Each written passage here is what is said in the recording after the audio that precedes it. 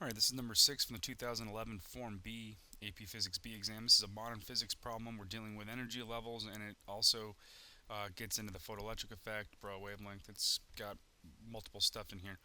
So we've got energy level diagram. A, B, and C are the transitions, and we know the energy or the wavelength associated with the emission of transition for B is 400 nanometers, and the photon emitted in transition C is 700 nanometers. And we want to figure out the wavelength of the radiation emitted when the electron makes transition A.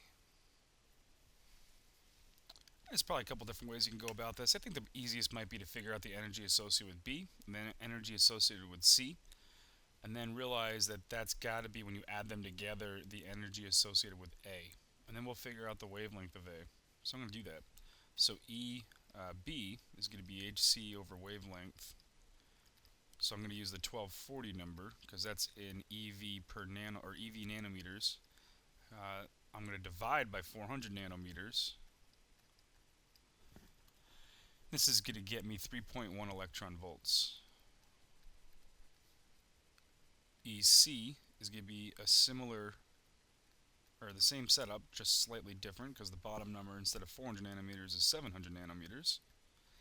And this is going to get me 1.8 electron volts.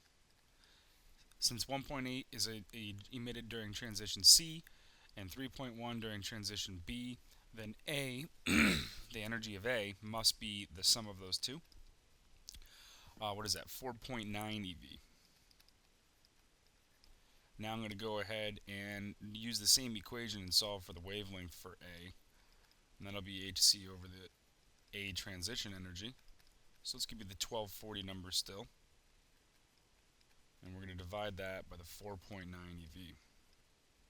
And that's going to grab me my wavelength in nanometers, which I think is great. And we're going to get, I just got to calculate, we're going to get 253 nanometers.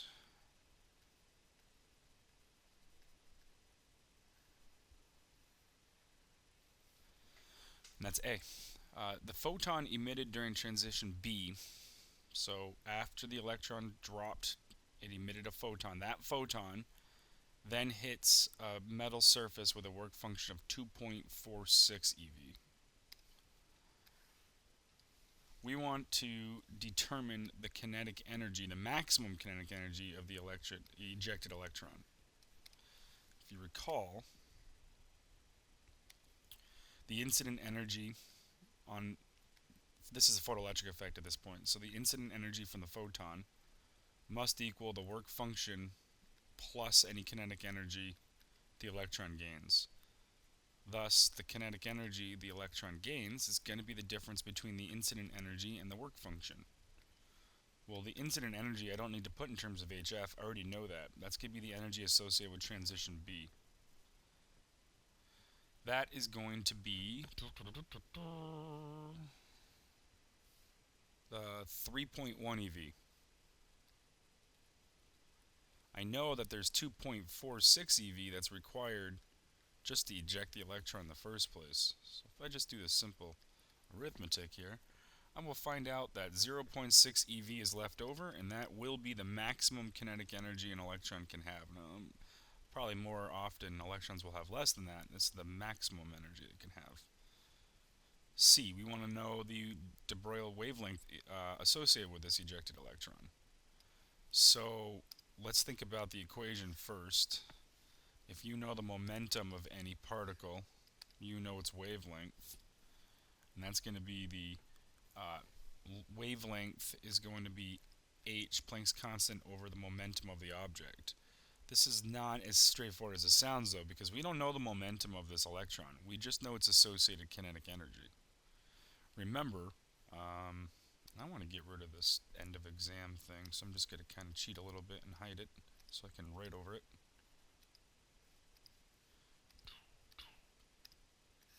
Oh, not as magical as I thought. Okay, so the kinetic energy of any particle is 1/2 mv squared, and the momentum is the mass times velocity. Since we know the kinetic energy, what I'm going to do, we could derive an equation, but I'm not going to do that. I'm going to just find the velocity, then plug it in here and find the momentum, and then plug it in over here and find the wavelength. So V will be the square root of 2K over the mass. That KE does need to be in joules, standard units. So I've got to take the kinetic energy I have, 0.64, multiply the 1.6 by 10 to the negative 19 for my conversion, and I'm going to divide by the mass of an electron, which is the 9.11 by 10 to the negative 31 kilograms. This is all rooted. We go ahead and figure that. Alright, I'm getting a velocity of 474,139 meters per second. Now I'm going to take this, I'm going to plug it into the momentum equation. Momentum will be the 9.11 times 10 to the negative 31 kilograms times that velocity we just found. And let me go figure that.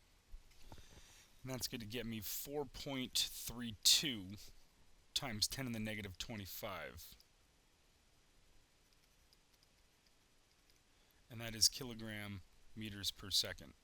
That's going to be the momentum. That's in standard units. So now, if I want to find the wavelength, I've got to use the Planck's constant that's in the standard unit form. So it's the 6.63 by 10 to the negative 34 joule seconds. I'm going to divide that by the 4.32 by 10 to the negative 25 kilogram meter per second. And this is going to get me a wavelength in meters then when I do that. Let me figure that out. Alright, this is going to give me 1.53, 1.54. I'm going to go with 1.54 by 10 to the negative 9, which is a nanometer. So I'm getting 1.54 times 10 to the negative 9 meters.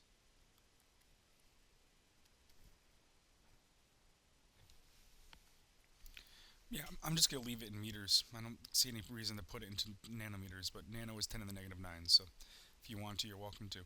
So D,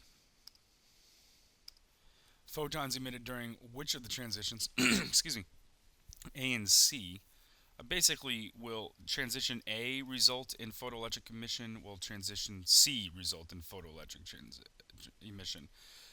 Ultimately, as long as the energy transition is greater than 2.46, we're good to go. So A will, because A has an energy associated with it of 4.9 eV. C won't, because it only has 1.8. It won't be enough. So it's going to be A, and then you should justify that by explaining A has more energy than the work function, therefore an electron will be emitted, and C does not have enough energy. Okay, that's it for number 6. Thank you very much.